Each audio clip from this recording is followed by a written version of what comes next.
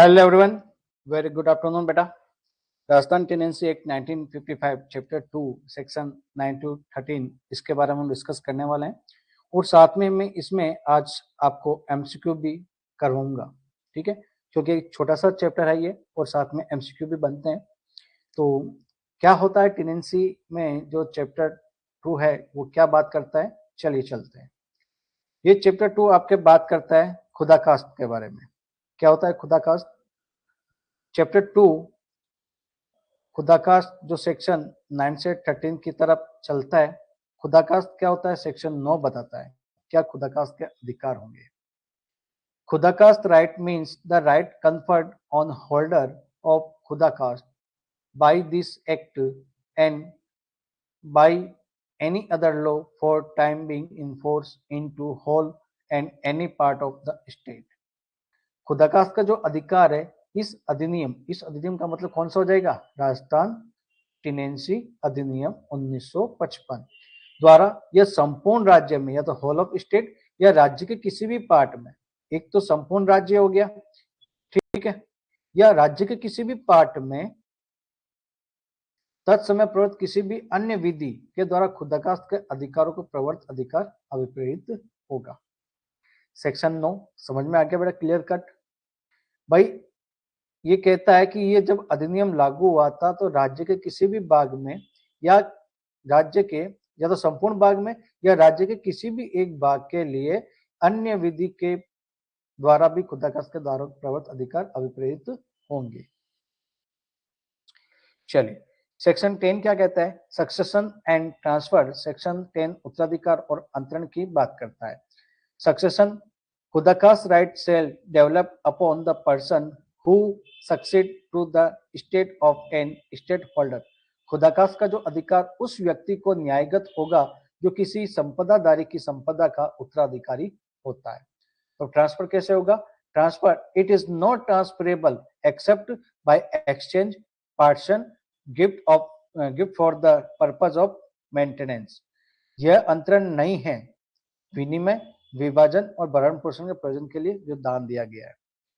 तो आपका एक इसमें प्रोविजो भी आता है। Proviso transfer made in Abu Ajmer Sunel area before the 1957 act are protected, यानी ये प्रभावित नहीं करेगा।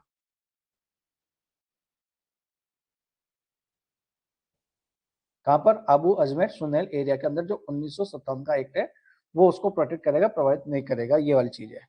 चलिए अब एक्सचेंज क्या है बेटा? Exchange. On exchange, each party shall have the same right in the land received as the head in the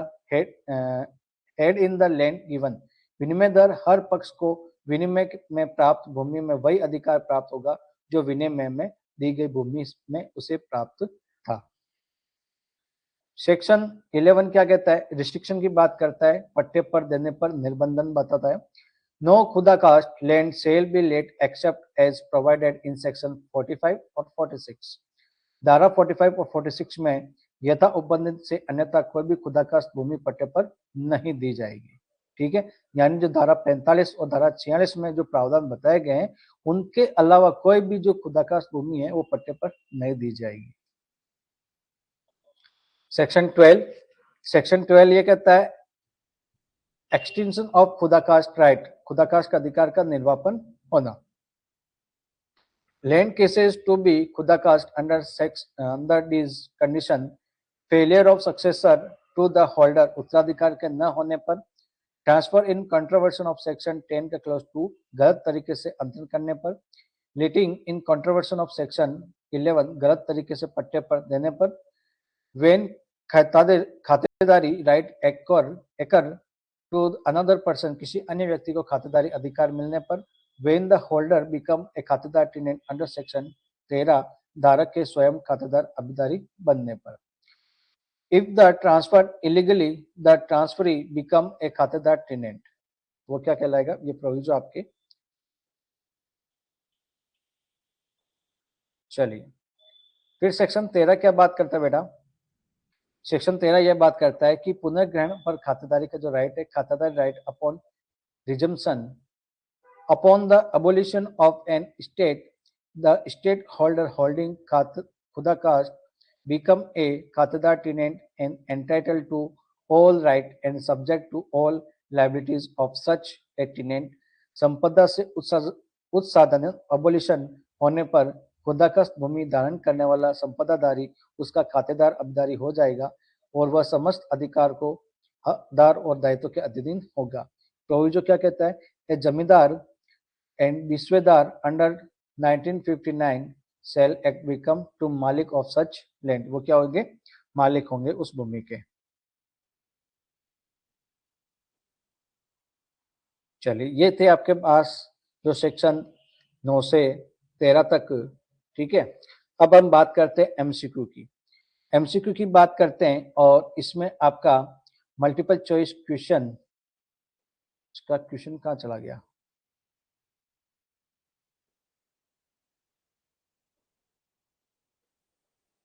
wait बेटा वेट,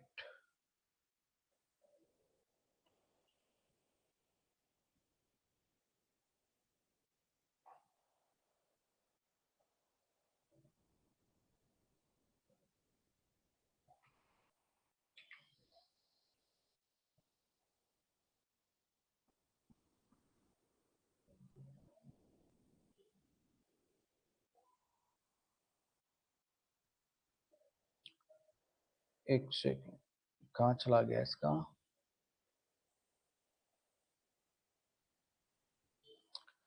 देखिए, मैं आपको इसका क्वेश्चन है वो पढ़कर सुनाता हूं। अंडर सेक्शन 10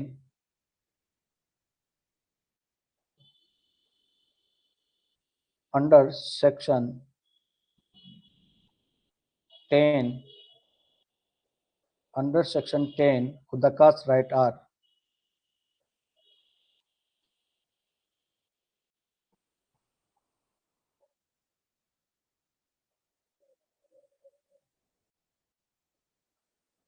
जनरली, तो उनके जो सामान्य राइट है वो क्या होते हैं, ठीक है। तो फ्रीली ट्रांसफरेबल होते हैं, स्वतंत्र रूप से अंतरणीय होते हैं, अंतरणीय नहीं होते। Transferable only to the state, केवल राज्य को अंतरणीय होते हैं, तो transfer only by the state.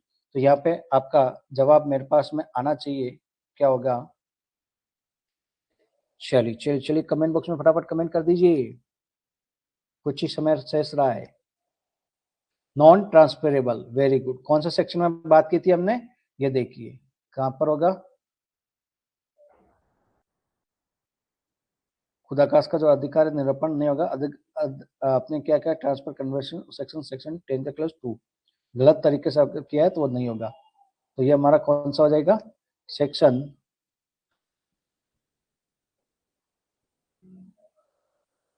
ठीक है। चलिए, बी राइट हो जाएगा। In which case can a khudkasht right be transferred, किस स्थिति में खुदाकास्ट अधिकार अंतरित किया जा सकता है? बंधक, साधारण विक्रय, भरण पोषण हेतु दान या उपपट्टा। आपके जवाब कमेंट बॉक्स में मेरे को दिखने चाहिए बेटा।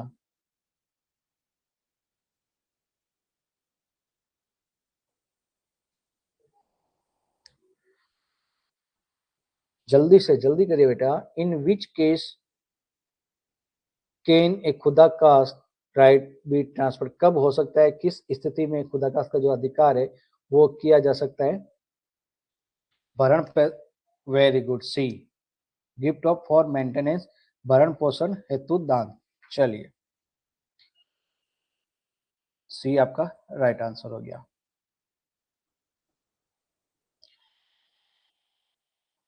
खुदाकास्ट land is let out in violation of section 11, what happen to the right, यदि धारा 11 के उल्लंघन में भूमि पट्टे पर दी जाए तो अधिकार क्या होगा?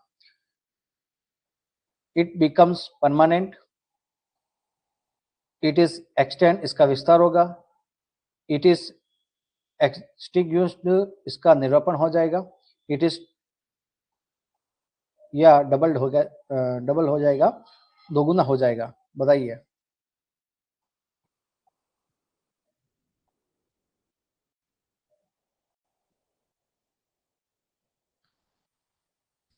सेक्शन 11 क्या कहता है? निरूपण हो जाएगा, वेरी गुड।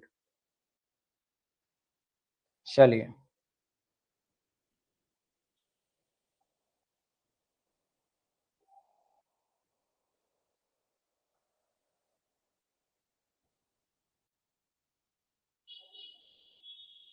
ओके, आपका आंसर दिख गया, कोई बात नहीं बेटा। Upon the abolition of an state a khudkasht holder usually become, संपदा के उत्साधन पर खुदाकास्ट धारक सामान्यतः क्या बन सकता है? गैर खातेदार अभिदारी, खातेदार टिनेंट या सब टिनेंट या लैंड होल्डर, लैंडलॉर्ड सॉरी, जमींदार। आपके कमेंट बॉक्स में कमेंट मेरे को दिखने चाहिए बेटा। वेरी गुड, खातेदार टिनेंट। अच्छा, आपने देख लिया क्या? चलिए, question number 5, to which area does not proviso of section 10 regarding lawful transfer before 1957 apply? धारा 10 का परंतु किन क्षेत्रों पर लागू होता है? जयपुर, जोधपुर, बीकानेर, उदयपुर, आबू, अजमेर, सुंदेल। इसका एक और फोर्थ वाला आंसर का है कोटा या बूंदी।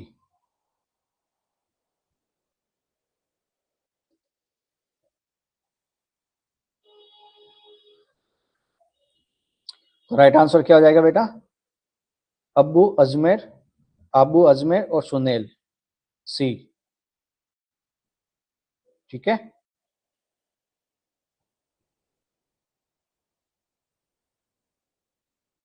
ये जेलों के मॉक टेस्ट आपके चल रहे हैं बेटा।